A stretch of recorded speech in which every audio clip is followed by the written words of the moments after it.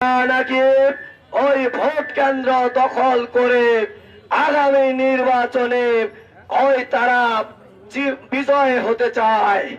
আমরা স্পষ্ট বলতে চাই, ভোট চোরদের স্থান আর বাংলাদেশে হবে না। ভোট চোরদের স্থান বাংলাদেশে হবে না। কাজেই সাবধান হয়ে যান, নিজের আদর্শকে মানুষের সামনে তুলে ধরুন। আদর্শের মোকাবেলা আদর্শ দিয়ে করুন, সন্ত্রাসের পথ বেছে নিবেন না। তাহলে পরিণতি ওই হাসিনার যে পরিণতি হয়েছে, সন্ত্রাস যারা করতে যাবে তাদের পরিণতিও তাই হবে।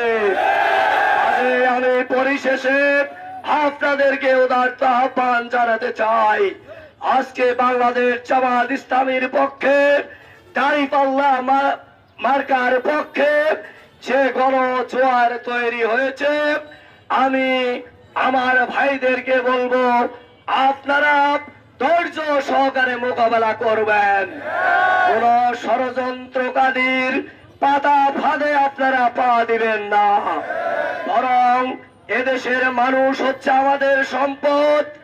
এই ভোটারদেরকে প্রত্যেকে বাড়ি বাড়ি গিয়ে আপনাদেরকে বুঝাইতে হবে এবং আগামী নির্বাচনে বাংলাদেশ জামাত ইসলামী মনোনীত প্রার্থীকে দাঁড়িপাল্লা মার্কায় ভোট দিয়ে বিজয় ছিনিয়ে আনতে হবে। এই প্রত্যাশায় আজকের এই প্রোগ্রামে যারা যেভাবে সহযোগিতা করলেন আপনাদেরকে আন্তরিক মোবারকবাদ জানিয়ে আজকের মতো এখানেই শেষ করছি।